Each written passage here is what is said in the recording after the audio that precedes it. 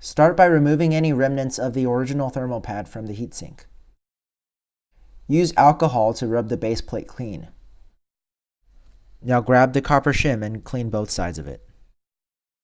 After the alcohol is dried, put some thermal paste on the base plate.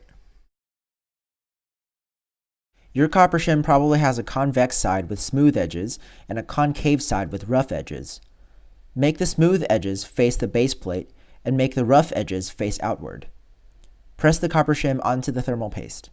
Press firmly until the thermal paste has been squashed flat underneath. Clean off excess thermal paste that has been squeezed out. Trace the corners or edges with thermal glue to keep the shim from sliding around.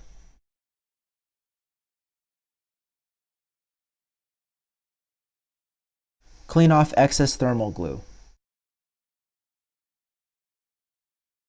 You can proceed once the surface is clean and both the alcohol and glue have dried.